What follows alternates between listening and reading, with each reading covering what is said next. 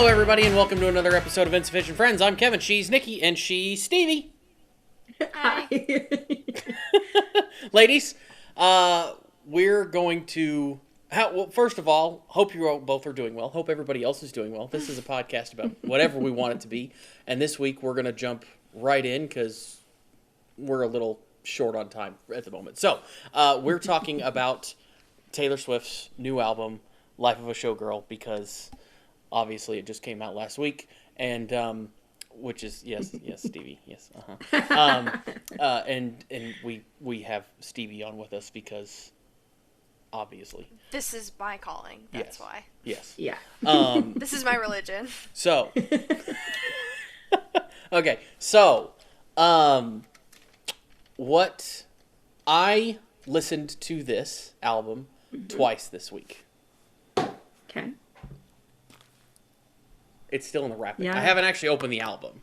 I'm so jealous. But I listened to the it on whatever twice this week. So I do have it.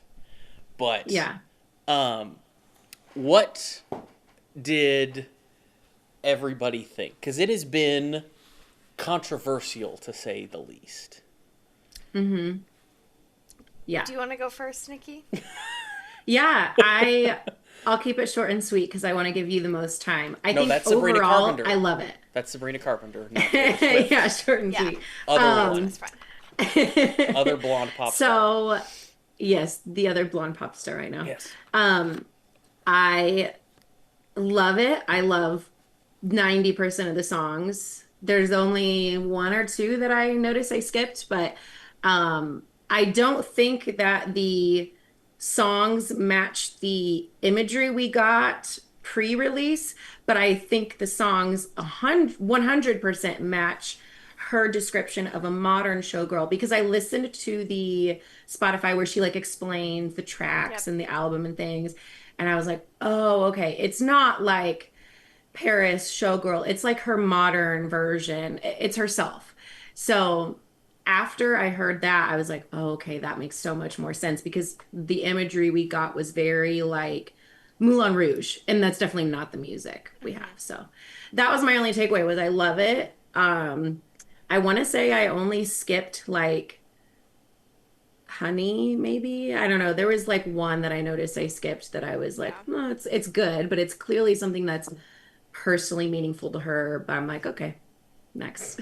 Sure. But I love it overall.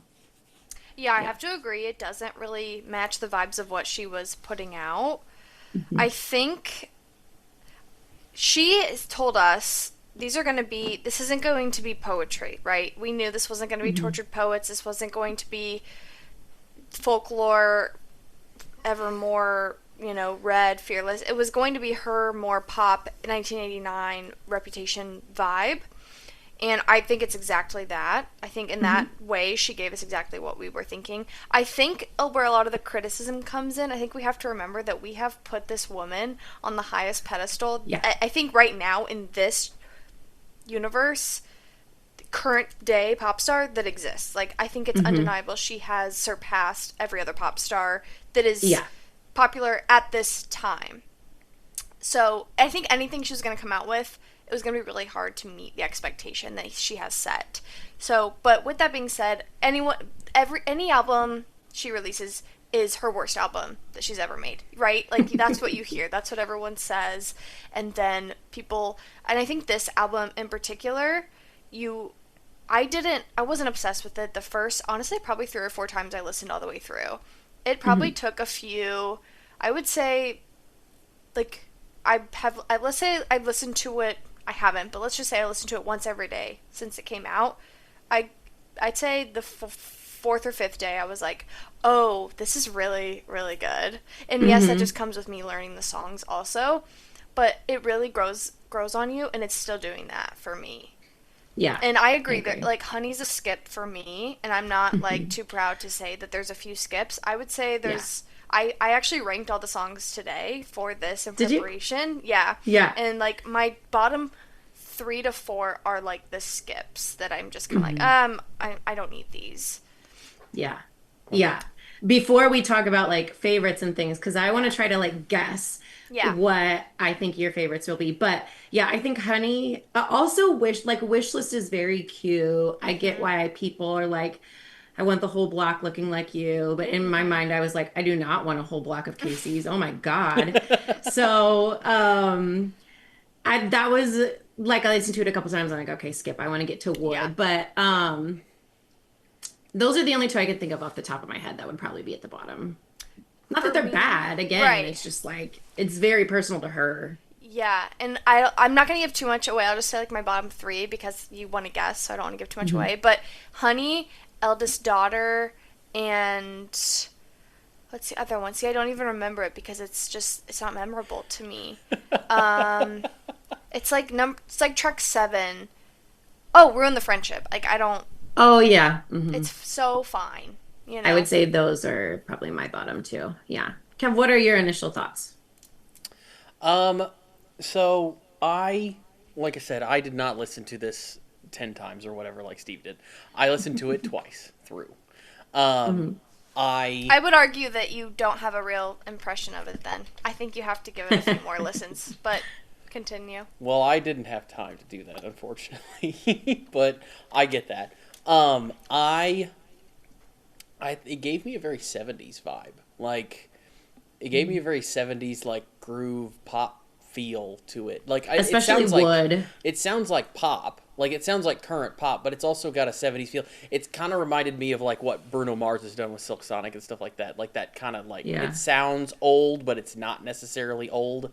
Wood makes me think of Jackson 5. Oh, I don't know she if that's totally. 70s or not, I but think Yeah. she sampled it. No. oh It's really? I have possible. no It sounds idea. a lot. It sounds very close to it. Hmm. One of the things I did see her say about this, and she was talking on Apple Music's the Zalo show, I Yeah. guess, Yeah. is that she says that the rule of business is in the first week of an album, it doesn't matter what you're saying about it, as long as you're talking about it, I win. So like, she's correct. It doesn't matter if you Very. hate it or like it.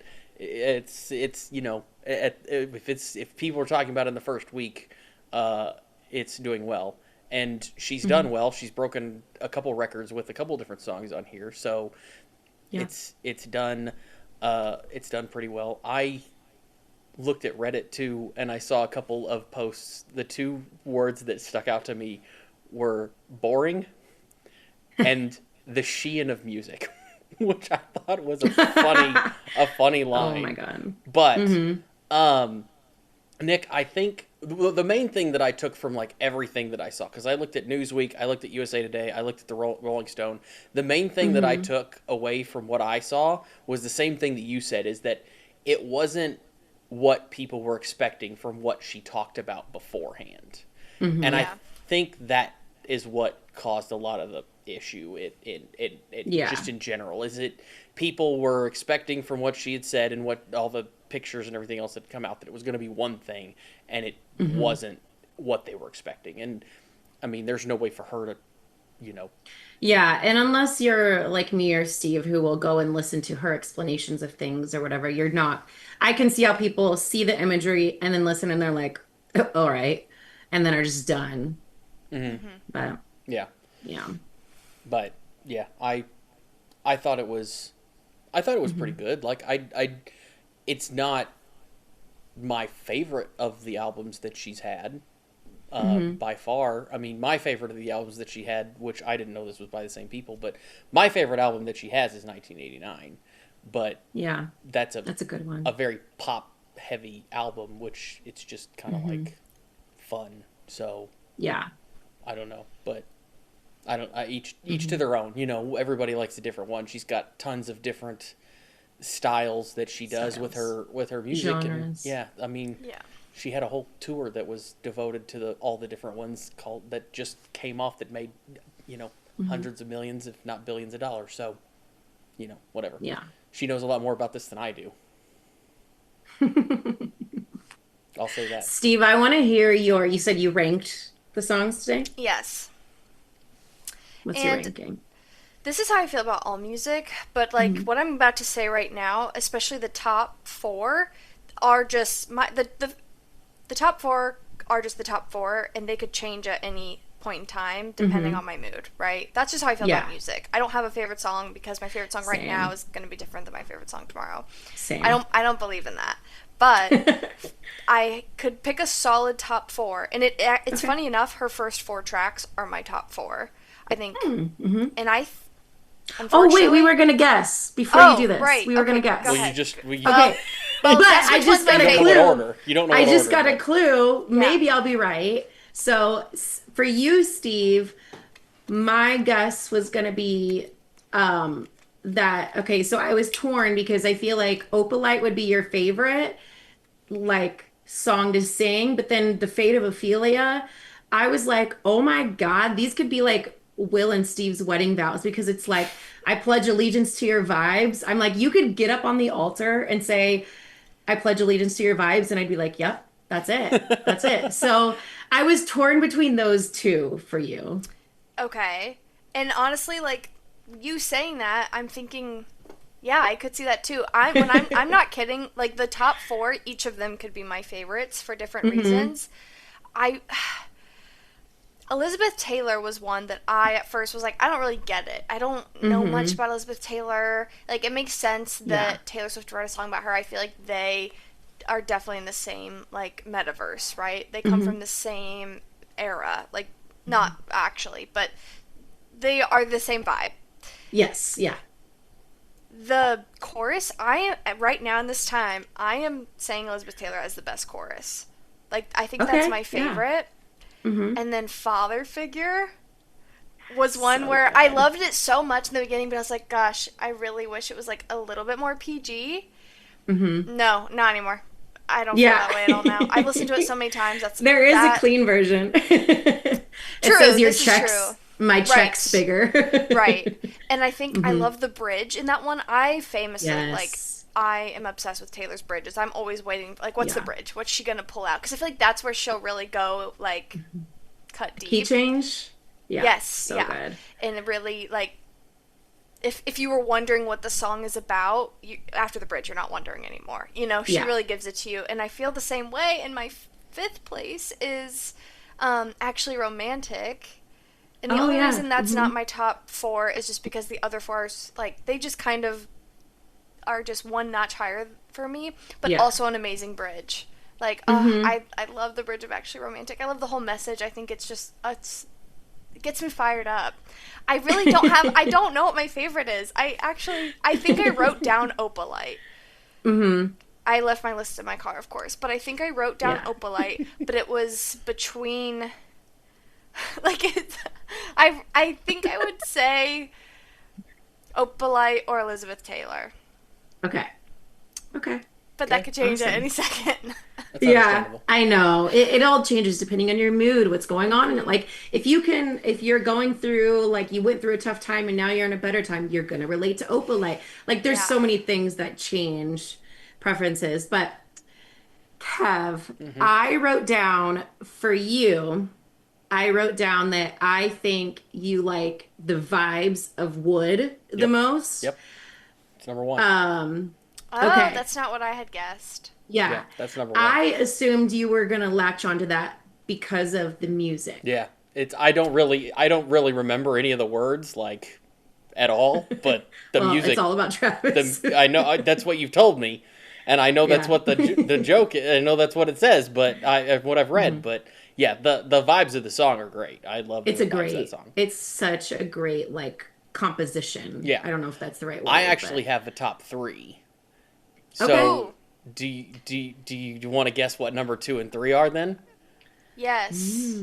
I think I had Fate of Ophelia for Kev. I just, something about, like, I feel like that's the one that's really going to be the most mainstream, and that's, I just feel like, because it's so catchy, and if anything, Kev would gravitate towards something very catchy. And it's got a story. I was thinking that and The Life of a Showgirl they're just a story.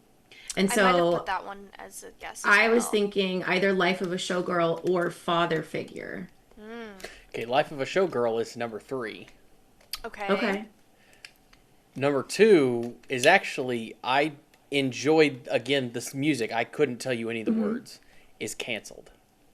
Oh, I love that one. I Okay. think that's my Yeah. number 6. I like the music. I don't know that I can tell you really much of the words of any of these Yeah. songs. So, because I haven't listened to it that many times, so I don't It's a remember the good. words. I like But Cancel too. That's one when it comes on. I definitely don't skip it because the music is yeah, good. and that's why. And a lot of the other songs on this one, I mean, I just I kind of felt like they all sounded a little bit the same to me. They all sounded a little bit the same, and it did get to me a little bit boring until we got to Wood. I think was the first one that I was like, "Oh, this is different. I Yeah. like this. This is fun." Yeah. And then you have the other two after that. So, which you also have the one that you guys don't like, which is Honey, which I don't even remember what that one sounds like. So, I mean, it's just a cute little song about how a word can mean something. It's like people in the past called her honey like honey, but now it's like honey, I love you, like type of vibe. It's a okay. cute little song that definitely is meaningful to her. I'm Yeah. just like, all I'm right. going to pull up the track list because I'm trying to think. Canceled is placed very strategically. It is a lot of like, yeah, Canceled Like is I right said- after Wood, I think, isn't it? I think Yeah. so. It's 'Cause, yeah, number like 10. I think the Yeah. first 3 are first time you listen, they could kind of blend together. Fate of Ophelia, Elizabeth Taylor, Opalite. I could see that. And then obviously Father Figure, completely new sound. And then I think Yeah. Eldest Daughter, Ruin the Friendship are like honestly those I feel like are very similar in Yes, the I sound. agree. And then we've got Extra Romantic, Wishless and Wood are kind of similar in sound. And then yeah, Canceled is number 10 and it really changes up the sound, the feeling that you've been getting the previous 9 songs. Yeah. Totally agree. So those are Love my top 3. Is Okay. Life of a Showgirl, I like 3, those. Canceled, and then Wood, and it's mostly for the music more than anything. Yeah. But yeah, they're just fun. I just enjoy those. Yeah. Nikki. I have a guess, but I just know that it's probably not. But like I'm gonna say it anyway because it just I just felt it. I felt Yeah. like Elizabeth Taylor would be yours. No. That was my 5th. Really? Wow. Yeah. So that's like right in the middle then, because it's only 12. Yeah. So Right. it's pretty close to the middle. Yeah. I do like it because I'm a history nerd, so I'm That's like, kind of oh, why I I get to thought read all. it. Yeah. Do you want me to tell you my top 5? Yeah. Okay, so Father Figure was number 1. Such a vibe. So Also, when you say- I love like mafia. Yes. It gave like Peaky Yes. Blinders vibe. Like I just love it. When you say father figure, all I think of is George Michael. So I just don't like. Yeah. That just overtakes Yeah. everything that I hear in my head. So But I think you can. I think like 2 things can exist at once. Oh, they because can. I've been listening to Father Figure actually for recently a lot. It's actually one of my favorite songs, and I thought the same Yeah. thing. I was like, oh, I'm just gonna. They I can't can. think of Taylor Swift. I'm not- Like I'm not gonna like it as much. Yeah. But I feel like it complements it very well. again, I can't really. I only listened to it a couple times through. I can't distinguish the first 3 or the first several songs on this enough to tell you which one was which.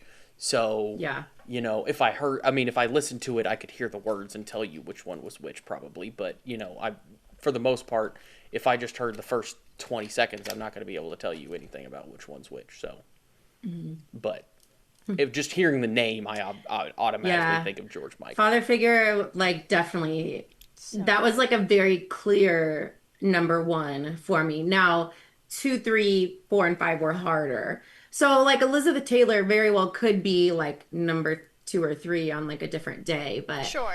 how I'm feeling right now after I think I've listened like 4 or 5 times all the way through. Father Figure was 1. Fate of Ophelia was 2. That one I noticed is the one I get the most excited to like hear and vibe with. So that was number 2. And then Wood was number 3 because of the music. And then Opalite was 4, and then Elizabeth Taylor was 5. So that was my top 5. And then Canceled and Life of a Showgirl are so close after that. But It actually, the first time I listened to Life of a Showgirl, I think I listened to Life of a Showgirl more than twice on accident because I think I told something to just play it and it played the song and not the album. Yeah. But Yeah. the first time or the first two times I listened through it, I didn't realize that Sabrina Carpenter was actually singing on it. I just thought it was Taylor Swift the whole time. And then at the end I heard them talking and I'm like, oh wait, hold on, there's another person in this because I didn't look at the track list to see which one. I didn't know the names or anything. I featured her. I just told one of my speakers at home to be like, hey, play this album, and it just started going. So I didn't have a clue. They don't sound anything alike, Kev. It's all I don't know. It's playing through a little speaker on my wall. Like Okay, it's true. not. The Life of a Showgirl. At first, I was like, it's kind of odd that this is like I don't know. It just wasn't what I was expected from like the title track or whatever you call it. I like the story though. I love lore, so I love a good story. So it's growing on me, definitely more than Eldest Daughter or Honey for sure. Yeah, Eldest Daughter is probably, I think right now, the one getting the most flack. Yeah. Which I don't think it really deserves it, but it's just not of the same ilk as the rest of the album. Yeah, I totally agree. And then was it Fate of Ophelia is the one that's I think broke a Spotify record. It's the single off of this, right? Yeah. Like that's the one that the music video came out for. Yeah. Okay. Yeah. I thought so. That's what I thought. Yeah. I really encourage you guys to listen to Elizabeth Taylor a few times. Yeah. Because like that's one I really mean it. It grew on me. I didn't like it at first, but that chorus, yeah. If I it could is sing, good. I would sing it right now. I feel like it really does just always depend on what mood I'm in, honestly. Yeah. I think that I like the lore of that one, and then honestly, the Fate of Ophelia, like I love, just like the lore behind it and how she like reverses Hamlet. I don't know. I like that as well. Yeah. Okay. Yeah. So, final thoughts. Any final thoughts? Final thoughts. I think my final thought is just that it doesn't match the imagery we got, but I still, except for like 2 skips, very much enjoy the album. Yeah. I think the only criticism I have, and it's not even a really criticism because I get why she's doing it, is the multiple versions on versions. Buy this copy because it's got this photo on it, but then this copy has, wood acoustic version, and exactly, like, it's a business plan. Like, I understand why she's doing it. She needs to make the money back from buying her originals. Literally. Yeah, she bought the rights back to all of her music, so I get it. But it seems a bit overkill, overconsumption. Yeah. And I think and I'm only saying that because that's what I've seen people talking about, and that's the only thing I somewhat agree with. But, my personal friend Taylor Swift seems extremely happy right now in her life, and I think this music really reflects it. As a Taylor Swift fan for so long, and I really, really, really got into her, I would say, like, I had what's it called, I was having a renaissance with her music right at Midnights, right when Midnights came out. I basically just headfirst dove in. I was like, all right, I'm a Swiftie. I didn't know if I was, but I for sure am.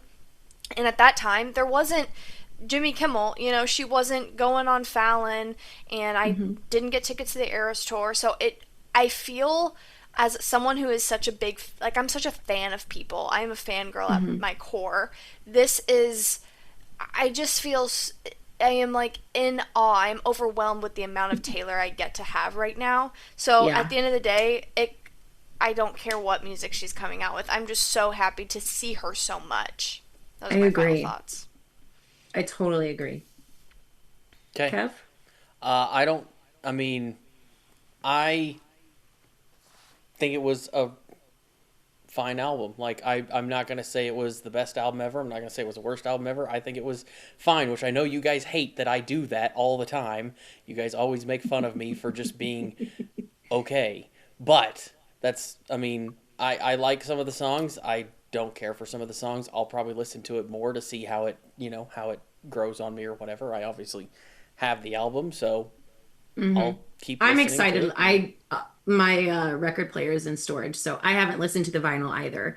And I'm excited because I did read some things that said if you're listening on your phone, you have to change some like settings. So I'm excited to hear the vinyl version. Yeah, I haven't actually played it through like the good speakers that I have in my house or anything. I've played it through Yeah, and I've my heard that makes a phone massive difference. or whatever. So we'll try it on a good set of speakers and see how it sounds, and we'll see. But my question now is how long until the next tour? She said on an interview the other day, she was asked if she was going to tour again, and she was like, "Not anytime soon." She literally said, "I'm so tired," Oh, I'm and sure. that's all she said. I'm sure. She Yeah, just did I like can't. what was it, like 2 years or something, 2.5 years for that Yeah. Eras Yeah. tour? Like, and I mean, this is one album. It's she's also just got engaged and is going to get married. So yeah, it could Yeah, be she was asked about it could be touring 2 or and the 3 Super years. Bowl, Yeah. and she was like, "I'm tired." Yeah. And then they were Wonder. asking more about the Super Bowl, and she's like, "This is Travis's thing. Like when he's doing his thing, I'm locked into him." And it was really cute. But yeah, Yeah. moral of the story is probably not anytime soon. Yeah. But I would like to say it has nothing to do with engagement or possibly. I mean, if she's pregnant, I'm sure it would be a challenge and has newborns. However, I think that getting married and starting a family won't affect her career in the way Oh, that no, people I are don't think thinking so it either. is going to or want it to. Yeah, I know. totally agree. But okay, I guess that's about it for this week, guys. Steve, thanks for coming on to talk last minute. I mean, we talked to you about Yeah. this like a day or two ago to come on and talk about this. So thanks Hey, for coming we'll on. make it work if we can. Exactly. Don't forget to like, subscribe, comment, and hope you guys enjoyed this. But we'll talk to you next week. Bye. Go Birds!